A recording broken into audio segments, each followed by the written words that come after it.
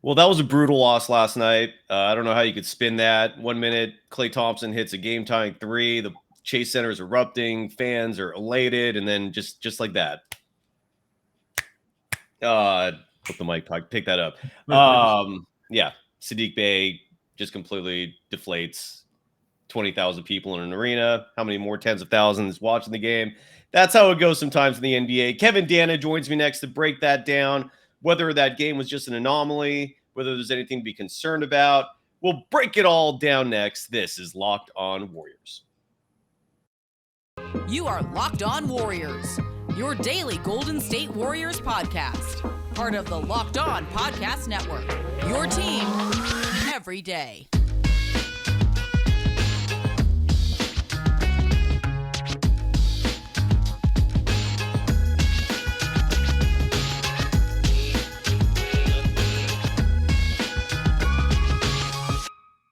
Thank you for making Locked On Warriors your first listen every day. We're free and available wherever you get podcasts. You can follow the voice of the Santa Cruz Warriors, the voice of a lot of sports, including the Golden State Warriors sometimes, on Twitter at Kevo408. He's Kevin Danna. I'm Cyrus Saatsaz. You could follow me on Twitter at DogSurfRoadshow. Kevin, great to see you, brother. Happy New Year. How are you, man? And give me your immediate reaction to that heartbreaker of a loss last night. Yeah, happy 2023, Cy, or as you go by on Twitter, Cy Jerome. I've seen. I did sometimes do. Yes. Yeah, I like the name Cy Jerome. I must say.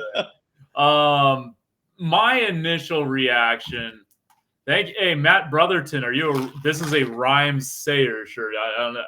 I don't know if you just saw the rhyme, if you knew that the Sayers was underneath. If you are a Rhyme Sayers fan, we have a lot to talk about. One of the best labels in hip hop. But to your question, I had a feeling that last night was going to be tough just because you played a 58-minute game that easily could have gone 63 against the Hawks. And with the number of people that were out, even though it's the Detroit Pistons, this was not going to be an easy game. I still thought they would win. Like that taken in totality, I'm not concerned about the loss. Right. Like Detroit was better last night. Detroit 1000% deserved to win the game. I don't think the Warriors had bigger than a lead of 1 point at any point in that game. Yeah. Like Detroit kind of controlled the game flow. Like they were able to get it into the half court a lot. They were able to kind of, play their tempo for more or less. And it was a heartbreaking way in which to lose, but it was a deserved win for Detroit. And so it was frustrating seeing, I think it was Kalena who said on the broadcast, somebody said it, the game pays you back, right? If you give up that many offensive rebounds, they're going to hit threes. And in the fourth quarter, there was time after time where they just couldn't secure offensive rebounds. I'm looking at the second chance points in this game. I mean, it was only a 4-point difference, but that's enough in a 3-point game, 17-13. They had 2 more offensive rebounds, but it was timely offensive rebounds, right? Draymond Green does a great job of boxing out Isaiah Stewart, and no one comes to get the basketball. Yeah. And then that leads to another 3. And it's things like that. If those plays continue to stack up, you're not going to win those games. As Kalena, I believe, said, the game pays you back, and the game paid Golden State back because they weren't able to kind of secure those key defensive rebounds after getting initial stops in the fourth quarter. Yeah, it's I'm glad you brought up Draymond Green because Isaiah Stewart put on a masterclass in terms of mental warfare, grabbing Draymond's jersey. Draymond, I thought, handled it as best as anyone possibly could. Yeah, what's he supposed to do? But because he grabbed the jersey back, I guess, Isaiah Stewart, again, the awareness of Draymond already having one technical, the referees, as they've been doing all season long with this Golden State Warriors team, screwing them over. And in this case, I mean, the bias is so obvious. It's a little surprising. It's not a bigger story. But, the refs, I think, incorrectly called the double tech. and Draymond is out. And that was a huge deal because, in my opinion, if Draymond Green is in the game at the end, maybe Saddiq Bey's not wide open. Like maybe the best defender in the game disrupts that game-winning shot, and it made a huge difference, I thought. So that was brutal. There was no question about that. A couple things, if I may, to Please, that. please. I thought the Warriors defended the final inbound play pretty well. Like someone put a stopwatch to it, and it took them like 5.4 seconds to get that ball in. Yeah, I noticed that. I mean, I don't think they should have. I don't blame them for not calling a 5-second violation. Like, this is probably more than 1 second. This is probably like 1.1 second if you do this. This 5 count is probably more than 5 actions. There's probably 5 in some tenths. So I'm not worried, but they did they barely got that inbounds pass off. And Saddiq Bey, that 3 was not easy. He's falling away from the hoop. I have no problems with how Golden State really defended that. It was an open-ish look at the end after 5.4 seconds. After he's falling away from the hoop, right? You just tip your cap to Saddiq Bey. And in those situations, there was another possession late in that fourth quarter. I think it was a 3 to make it 111-107 or something like that. I forget if it was Bogdanovich or someone. I think it was Bogdanovich. Yeah. To beat the shot clock completely off balance, There's nothing like that Golden State could have done. So Detroit did have a couple of those threes, though. Quite a few. Bogdanovich was on fire last night. Yeah, man. I mean, he literally couldn't. I think he hit his first 5 threes or something like that. Yeah. He's having a hell of a year for the Detroit Pistons. I don't. Sorry, go ahead. No, I was going to say it's a little surprising to me watching that game and watching the first game that the Warriors and Pistons played, that the Pistons are as bad as they are. I mean, there's a lot of talent on that team. It's surprising to me they're only 11-30. I really feel strongly if they get Wembanyama next year on top of Cade Cunningham, on top of the roster they have, that could be a dangerous team. It's shocking to me they're only 11-30. But 100% could. Yeah, the problem is this year they don't have Cade Cunningham, and Golden State, Bob Fitzgerald made the point watching the game last night. They caught Detroit at the wrong time. And all right, I know this veers on state-run radio talk from me, but the Pistons got blasted by the Blazers, 135-106. And so they came they're not going to want to get just totally mollywopped 2 games in a row. They're going to have that extra focus. Fitz had kind of detailed over the last 5 games, defensively, they're a mess one game, and then they're just lights out the next game. A mess one game, lights out the next game. Yeah. And that's what bad teams do. Step it up. Yeah. They're inconsistent. Yeah. Yeah. And that's Gary Payton II's Portland Trailblazers, by the way. He played in that game, right? I think, and he actually. I think that was his season debut, right? Yeah, and he actually did. I thought he played marvelously. For considering it was his first game of the year, and he was actually solid offensively, which is a part of his game that in my opinion, has always been underrated, because Stephen Curry, I thought, said it best. He's always at the right place at the right time offensively. He knows where to be on the court, and he's just big time. Anyways, he's missed. Let's not go down that road. When we come back, though, I want to ask you, because I don't know if it's a fringe. I don't know if this is actually a decent amount of Dub Nation who's making these complaints, but a lot of people are unhappy with Jordan Poole. I'd love to get your perspective on that. I'll obviously explain mine. I've talked about them already on this show, but I'll talk about it again just because Poole's young. I don't think there's any doubt about that. The question is, does that excuse a lot of turnovers he's committing? So we'll tackle that subject in just a moment. First, got to give some love to a longtime sponsor of this program, Built Bar. I feel like the Detroit Pistons ate theirs last night. The Golden State Warriors did not. And that's what happened. See, the Pistons eat Built Bars, and they beat the defending world champions. That's what makes Built Bars. That's what it does for you. With all that protein in there, on average, it packs a whopping 17 grams of protein, while concurrently only having 4 grams of sugar and only 130 calories per bar. And so these are Built Bars, again, if you're trying to lose weight, if you're trying to pack muscle, if you're just trying to go a healthy way of eating protein bars, Built Bars are the way for you. And they're available all over the place. You can now get them at Walmart. You can now get them at Sam's Club. It's not just an online order. So you can head to your nearest Walmart today, walk to the pharmacy section, and grab yourself a box of Built Bars. You can pick up a 4-pack of cookies and cream, double chocolate, coconut puffs. And if you go to Sam's Club, you can run in and grab a 13-bar box with hit flavors such as brownie batter and churro. Thank me later, folks. So they're now available in stores. That's the impact. That's the power of Built Bar.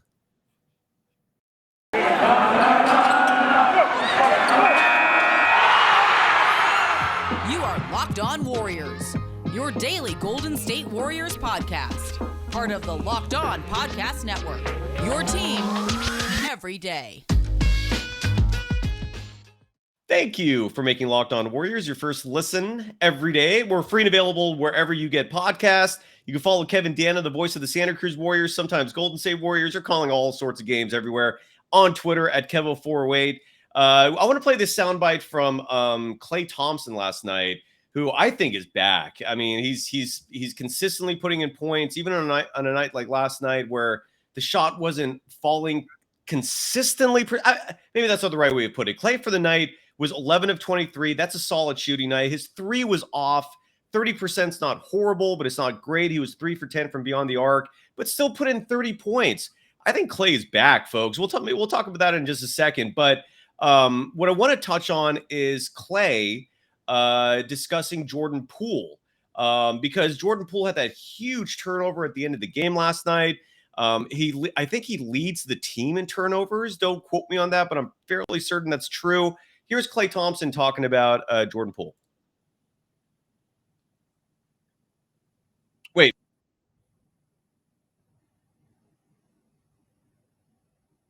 I lost your sound, Cy. Okay, that is all of that was a massive technical snafu. I apologize for that. Maybe I'll edit that out for the recorded version, or maybe I just won't. Okay, here again is Klay Thompson talking about Jordan Poole last night. What do you think Jordan can learn from some of these late game situations where the burden is more on him than he's ever had before? Well, I told him in the locker room, there's a reason I hit the ball toward the end of regulations, because he's like that. He's a clutch player. He's a shot creator, and we would not have been on this win streak without him. So I know that we all go through those lapses early in our career. I mean, I remember missing 2 free throws against the Nuggets when I'm my second year and just leaving the arena in my uniform.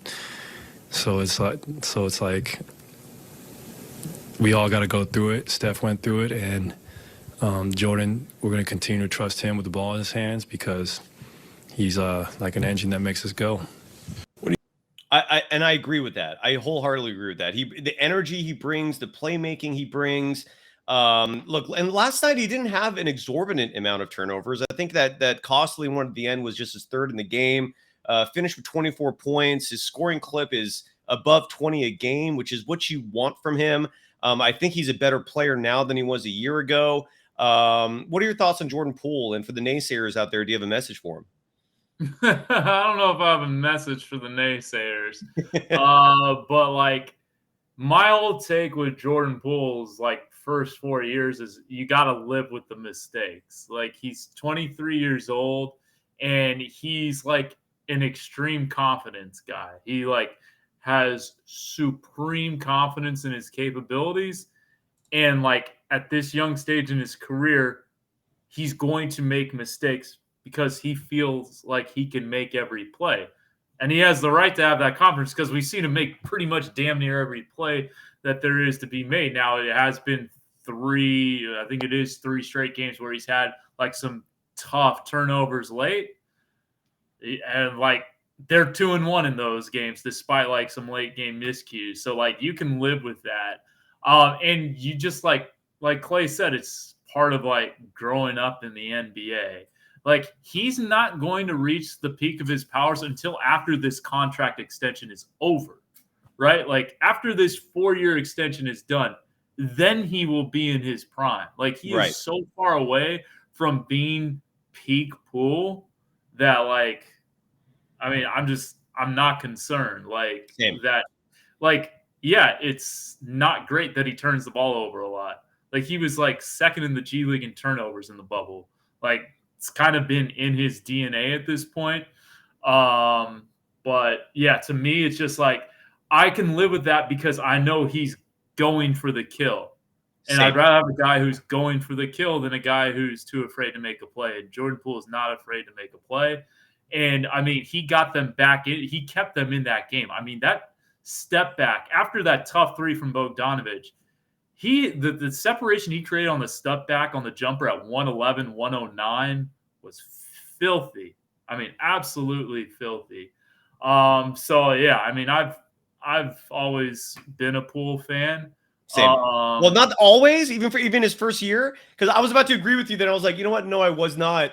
His rookie year and half of his second year. Well, because I saw Jordan Poole in the G League that year, right? And so he played 3 games in the G League and he kicked ass. And so I was like, he did. Yeah, that's my guy. Anyone who plays well for the Right. Santa Cruz Warriors obviously is going to have a fan in me. I would like to take some time to address some questions that were directed towards me in the comments. I'm scrolling back down. Okay, we'll introduce the overlay so all the comments from here on out actually show. Go ahead. Shane West saying, "Hey Kevin, I want to see Dusty Hannas out from the G League and play on the NBA floor." He does have 4 NBA regular season games over 2 years. Dusty Hannas, for those who don't know, dead-eye shooter in the G League. He's like 6'3", maybe. A guy who plays for the Santa Cruz Warriors. He's missed the last game, maybe the last 2, but he's going to play tonight. He is not on the injury report for the Santa Cruz Warriors. So if you want to watch him in action, he will be on NBC Sports Bay Area at 7 p.m. tonight when they take on Scoot Henderson and G League Ignite. Then also, and they can watch you and listen to you tonight as well on NBC Sports Bay Area. So. Exactly. And Matt Brotherton just saying he got an Aesop Rock and Blockhead pumpkin shirt. By the way, Blockhead produced one of the best rap songs of all time from Aesop Rock, Daylight. That is an absolute classic. So, brownie points to Matt Brotherton. Is it okay? From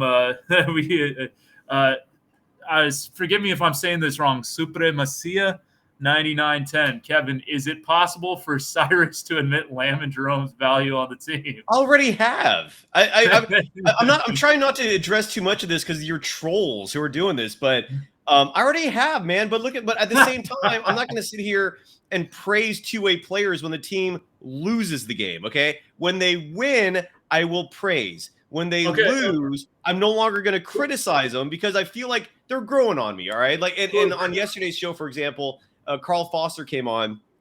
I love his mind in terms of basketball. He knows the game, and I thought he actually had a great correlation between Anthony Lamb and who he's similar to in the modern game. And he said Jay Crowder, and he thought like Anthony Lamb was just a slightly lesser version of Jay Crowder. And I was like, you know what, that's fair. I can see that. I can respect that. So yeah, I'm not hating on them. I'm like my criticism of them has been absolutely pulled back, but they lost the game. What do you want from me? I mean, if you're gonna praise anyone, like the scoring leaders were Klay Thompson. I praised him. Jordan Poole, I think, was second in scoring. I praised him. Jordan Poole also led the team in plus minus. I praised him. Who was second in plus minus was Moses Moody. And I'm not praising him. So take it easy, folks, on that. Moses had a good game last night, I thought. Who did? Moses. I thought Moses played well last night. I think I think personally that Moses Moody should be playing more. I'm trying not to stir the pot too much and saying that a lot, but his minutes, in my opinion, are still not enough. He played 15 minutes last night. I would not have minded 25. That remains my one gripe with the two-way guys. Anthony Lamb gets 28 minutes last night. Ty Jerome gets 26 and change. Fine.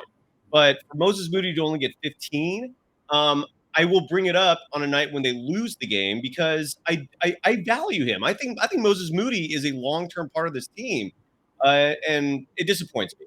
So Paul Revere, by the way, if you continue this, I can block you. So here's a message for the trolls. Troll and you're gone. Plain and simple, all right?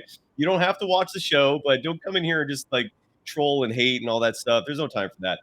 When we come back, I do want to ask you, though, Kevin, Danna, your thoughts on what the Warriors are going to do, because I haven't asked you this yet, at the 50-game mark for these two-way players.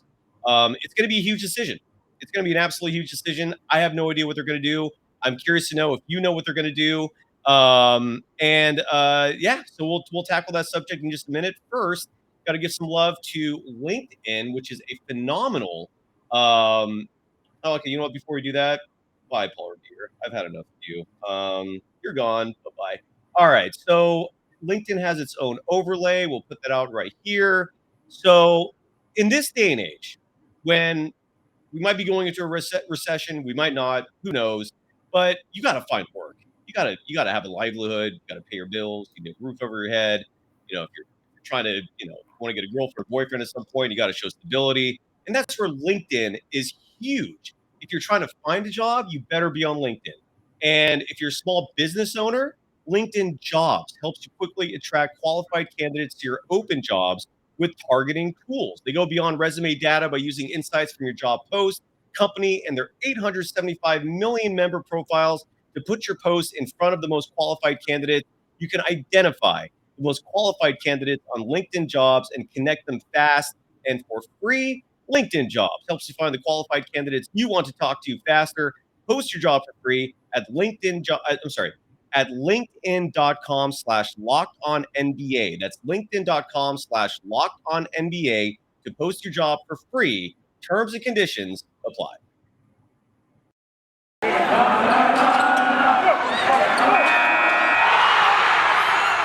You are Locked On Warriors, your daily Golden State Warriors podcast. Part of the Locked On Podcast Network, your team every day.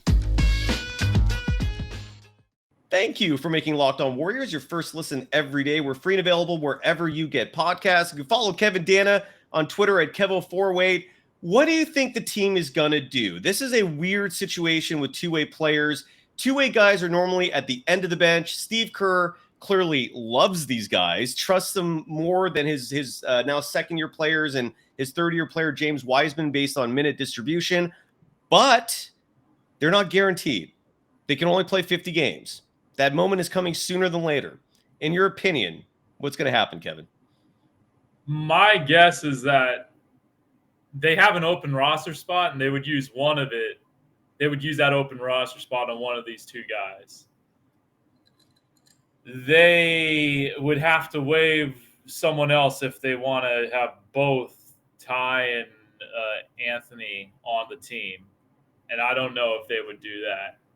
But I like, my guess is I think like pretty clearly from just the way they've been used is that I would imagine that they eventually go to 15 guys on the full roster. Okay. By elevating one of the two on a two-way. Now, I don't know who's that going to be because at different points of the year, it's dependent on who's been hurt, who's been more valuable between Ty Jerome and Anthony Lamb.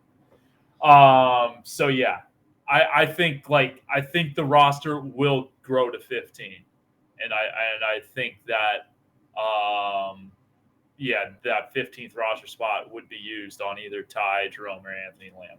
Now, do you think that was part of the plan all along, was to have 14 roster spots for this reason? Because there's also, and correct me if I'm wrong, but there is a possibility that Lake have kept that 15 spot open to save money, given every one of these contracts is like times 8 with the luxury tax penalties. That makes me wonder if they're even going to offer either of them a guarantee deal, right? So I guess, do you think that'll come into play? And which one of the two would you pick? Ooh. I mean, again, it depends on like the roster situation at the moment, right? Like if you're down, if guards are hurt, if you need ball handling, you go with Ty Jerome. But like if like Wiseman has a rolled ankle right now, and JaMychal Green has had like an infection and has been sick, and so like I mean, I don't think those aren't long-term issues, but like it depends. Like when Game 50 happens, like if it comes down to that, at that point it kind of becomes, all right, what's a bigger need on this roster? Because I think they've both been, pretty valuable. And so I think it will come down to what is more necessary at the time. All right. Let me ask you this right now real quick. That the standings today, I had this open. Here it is. So the standings right now, despite the fact that the Warriors won last night, 5-game winning streak snapped. They remain a game above 500. The Western Conference is just in pure shambles this year. It's shocking to me that the Sacramento Kings, for example, right now are the 5th seed, and they're only 3 games above 500. It's the single biggest reason why there's no panic button being pressed by the Golden State Warriors organization, referring to Myers, Kerr, the ownership, for the simple reason that despite the fact they're only a game above 500, 2 games out of the midway point, they're only 5 back of the first place Denver Nuggets and Memphis Grizzlies, who are tied for the lead. They're only right now 3.5 back of the 4 seed. So they're still very much in the mix. And that's why, like, again, there's no panic buttons being pressed. But let me ask you this. If the Warriors were playing from the beginning of the season, if they were giving those Jerome and Lamb minutes to Kuminga, who I hope comes back soon, he's got that foot sprain, and to Wiseman and to Moody, what would the Warriors' record be instead of 20-19 right now? Would it be any different? Would it be better? Would it be worse? Your opinion on that? I think that's kind of a tough question to ask. Hell yeah, it is. Like, I mean, I don't know. Like, yeah, I mean, you want to move on? Is that too much? I mean, like, they missed. I mean, I know where you're going with this. Like, I think I know where you're going with this, but yeah, I don't know. Like, I can't imagine they would be worse than 20-19 or much worse than 20-19. I don't know. Like, yeah, to me, it's kind of tough to answer. Fair. That is fair. My answer is I don't think they'd be any worse.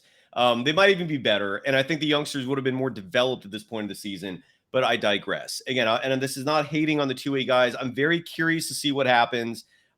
Shifting gears, by the way, people can vote on the All-Star game now.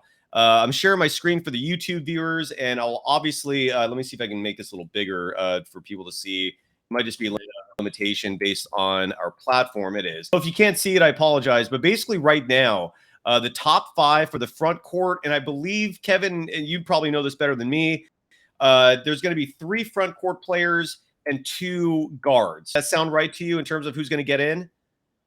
Sounds about right. I pay very little attention to the All-Star game. Like, I mean, I watch it, but like, I don't know. Well, the game itself is worthless. So I don't really care. Yeah, the game itself is worthless. I'm more interested in it because of the respect, the accolades. They're getting extra money when you get picked for it. It adds to your legacy. Those are the kind of things I care more about. The game itself is absolutely overrated. Fun to gamble on if you bet the over, at least until this Elam ending thing ruined that. But right now, the top 5 for the front court, and we'll start with the Eastern Conference actually first. Kevin Durant's your leading vote getter, which is kind of crazy that he has more than Giannis, but he's first. Giannis is second. Joel Embiid is third. Jason Tatum, who might be the front runner for MVP, is 4th in fan voting. He's not an all-star starter. How about, like, if voting ended today, like one of the top 5 players in the NBA would not be an all-star starter. But that's also why the fan vote alone doesn't dictate it. And then 5th is Jimmy Butler. That's the Eastern Conference forwards. The Eastern Conference guards right now, the top 5. And again, this is where the fans have no idea what they're doing. Kyrie Irving is first among guards. My Lord, the flat earther himself. Number 2 is Donovan Mitchell. Number 3 is James Harden. Number 4 is Jaylen Brown, who it always weirds me out that he's considered a guard. I feel like he's bigger than Jason Tatum. And then number 5, Trae Young. Anything sticking out there that's weird? I feel like the Eastern Conference guards are not very deep. And Derrick Rose, by the way, is 9th. Just to show you how ridiculous this all is. Any thoughts on the Eastern Conference before we move on to the West? Yeah, I mean,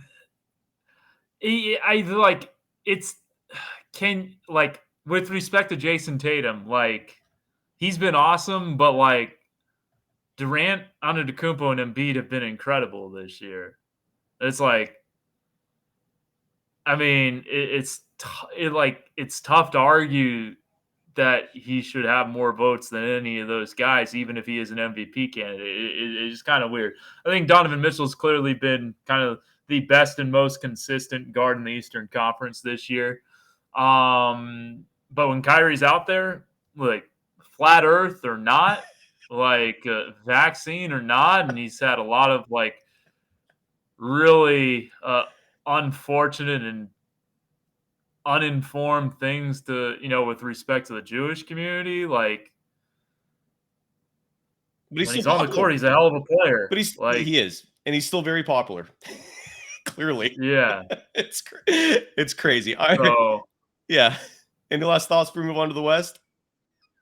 No, that's kind of that like James Harden's. I know the fan vote doesn't take into games played much, because otherwise Steph might not be number one, right? And James Harden probably shouldn't be number 3, right? But like that's different. No, you're absolutely right. It's purely a popularity contest, and it's why popularity contests in no way, shape, or form reflect reality or what's right or wrong in this world. Moving on to the Western Conference, LeBron James, 30. Is he 38? Did he have his birthday yet? He's about to be 30. Yeah, December 30th. Oh my God! So he's 38. I've always begrudgingly complimented him, but I give him his full due, man. I mean, it's at 38 years old. It is incredible what he's doing. He's the leading vote getter for the Western Conference right now. And I believe he's the leading vote getter in the whole NBA. Number 2, Nikola Jokic.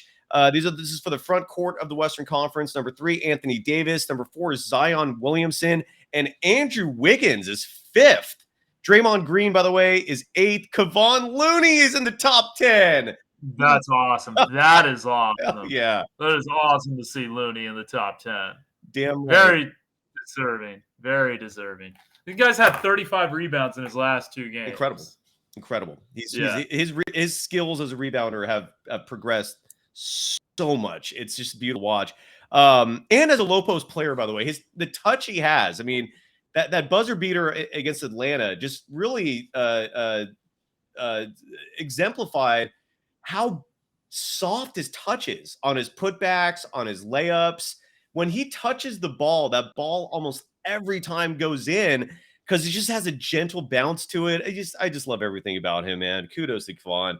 And then the top 5 vote getters for the guards: Stephen Curry, number 1, Luka Doncic, number 2, John Morant, number 3, Shai Gilgeous-Alexander, number 4, and Klay Thompson in the top 5. Bravo. And another Golden State Warrior also in the top 10, Jordan Poole, right there at 10. Your thoughts on? I'm a little surprised Austin Reeves has more votes than Jordan Poole, but I guess that's just Laker God. Nation. Oh my God, really? You're right. Austin Reeves is a good player. Don't get me wrong, but yeah, and I know this is popularity, but he's not better than Jordan Poole.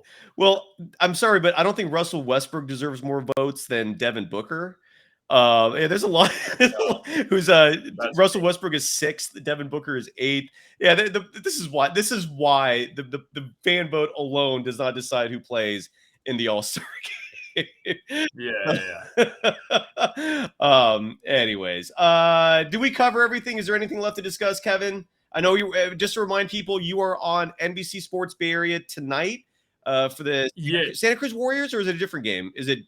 Yeah, no, Santa Cruz Warriors, and you should tune in because Scoot Henderson's playing. He's going to be the number 2 pick in the draft. He is good, and he is really, really good. I'm sure, like his dunk earlier this week made the rounds on Ferran Hunt of the Birmingham Squadron. Like, it's gotten viewed millions of times on social media. They just played it on NBA Today earlier this afternoon. It's like, he is next level good. And he might turn out to be one of the best consolation prizes in NBA draft history. Incredible. So the Warriors next play Saturday. This is a nice little break they have. Before we go, the Bay Area, if you're a Bay Area resident, I know a lot of people who watch and listen to this show are international or across the country. But here in the San Francisco Bay Area, we've been getting a buttload of rain lately. It's absolutely psychotic. I don't know if it's been affecting you, Kev. You're in the South Bay, in San Jose, right? Do you live in the actual city of San Jose? Correct. Oh yeah. I'm up in. I don't live in Los Gatos. I don't live in Santa Clara. I don't live in Sunnyvale. I don't live in Cupertino. I live in San Jose. Okay, so not Sunnyvale, not Campbell, San Jose. Not Campbell. Okay, Yeah. not Morgan Hill. Not Morgan Hill. San Jose, not Milpitas. Not Gilroy. Not Milpitas. San Jose. Okay, so I'm up in so dumb. I'm up in Napa right now. I gotta find a place to live. But which is not, and I just rescued a dog, and all of that is affecting me big time with these rainstorms. But Klay Thompson, who is a boater, Captain Thompson himself, I had to play this soundbite before we go because he actually talked about all these storms hitting the Bay Area. And folks, if you're not in the Bay Area, we're soft here. We're not used to this. This is a lot of rain. Even I lived in Texas for 2 years. That's rain. And this is like that level. It's been that consistent. It's kind of crazy. Anyway, so Klay Thompson talked about his being a captain during a storm. Can you drive your boat through a storm like this? I could, but that's just not ideal. I mean, have you seen the perfect storm? It doesn't end well. So I'm not trying to do that. But she is a beast. But yeah, it's just too bumpy. Can you drive your boat? I just thought it'd be so cool if you did actually try it. You just go. Yeah, I'm sure Steve Kerr and Bob Myers wouldn't want him trying it. Dude, Klay is. Do you think he's back? Like what percent of the pre-injury, like let's say pre-injury Klay, right before he blows his knee out in the NBA Finals 2019 in Toronto, that was like peak apex Klay, right? Like where the Klay right now, what percent of peak apex Klay is modern Klay right now, in your opinion? Well, I will say this: NBA Today just showed a graphic. He is currently on the highest scoring 4-game stretch of his career. Wow! Like pre-injury, post-injury, doesn't matter. He scored like 144 points. He's averaging like 36 over his last 4. That's a stat. That's the highest ever in his career. You know, even in a 4-game stretch, that would include the 60 on 11 dribbles against the Indiana Pacers, the 37-point quarter he had against the Sacramento Kings in 2015. We're coming up on the 8-year anniversary of that, January 23rd. Time flies. So even despite all that, like this is the best 4-game scoring stretch of his career. So from a scoring standpoint, you'd have to say that he is pretty damn close to where he has been. I think he's still not 100%, but look, for all the talk about Klay's struggles earlier in the season, he's averaging more than 20 points per game now. Like exactly. Like that's like he always gets to, like, even last year he got to 20 points per game because he scored 41 in the season finale at New Orleans for a game I was actually at broadcasting. Nice. And then promptly lost $300 at the blackjack table.